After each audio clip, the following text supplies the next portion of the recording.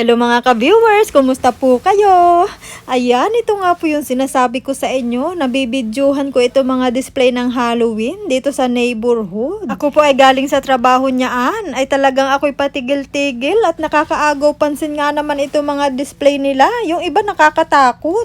Pero pag mga pumpkin na fresh, yung kinerb, abay nakakatuwang tingnan. Kasi nga lumalabas yung creativity nila. Ay, nako, pero pag ganito, nako, nakakatakot. Oh, ala. Ganito po dito tuwing Halloween. Ang daming mga display. Abay, napansin ko sa neighborhood na ito. Mas nagde-decorate sila pag Halloween kaysa Christmas. Oh, ayan, oh. Ala, kakatakot.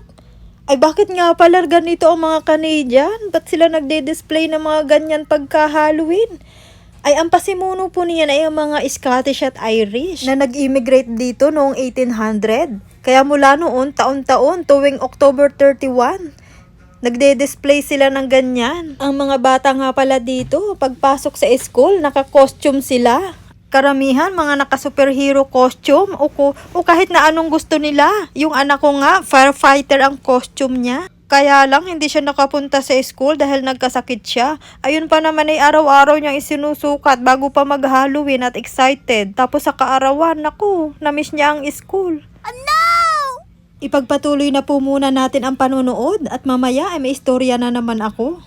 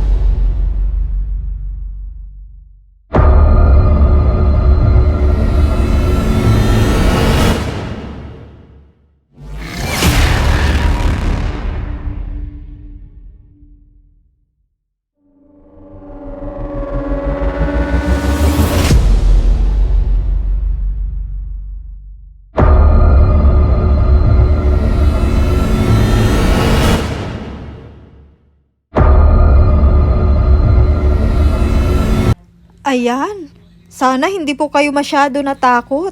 Ay naawa naman po ako kay Brenmar na hindi maka-attend ng trick or treat. Ay sayang ang tato. Ay ang costume pala.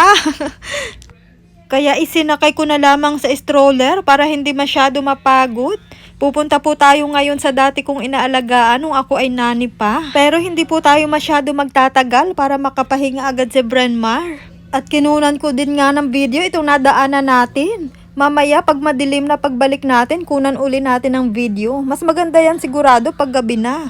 Ayun nga pala yung mga jack-o'-lantern, yung mga pumpkin na kinerve nila. Naku, ako'y tuwan-tuwa dito sa sa squirrel na ito. Nangangain na siya ng jack-o'-lantern. Oh, ay, tumalo na, nagtago. Oh, wow. Nakakatuwa naman na squirrel na ito. Ubos niya ang isang jack-o'-lantern, ang isang pumpkin. Nakakatuwa ang costume ni Brenmar. Glow in the dark pala yung firefighter costume na yan. Ayan, nagtitrick or treat na. Wow, ang cute nila.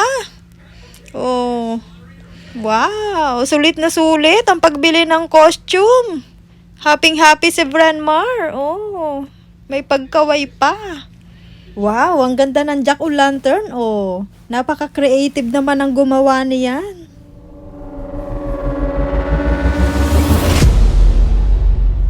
Nagsimula na po tayong mag-trick or treating.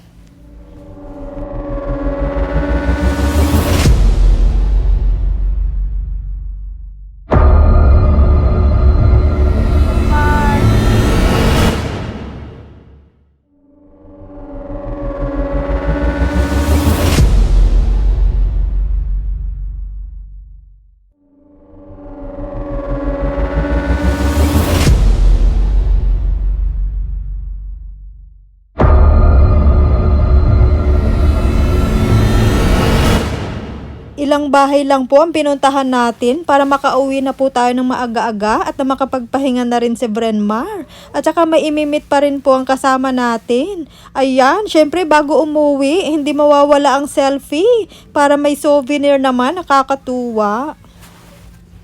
Ito po yung sabi ko kaninang nadaanan natin, nabibidyuhan natin pag madilim na.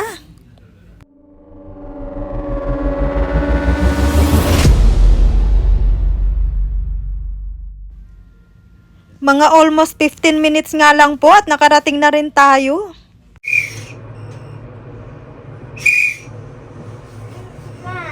Wow, may kasama pa palang whistle at axe ang costume na yan. Kumpleto. Hanggang dito na lamang po. Pa-comment na lamang po sa baba kung nag-enjoy po kayo or natakot sa vlog na ito. Hanggang sa muli. Bye-bye.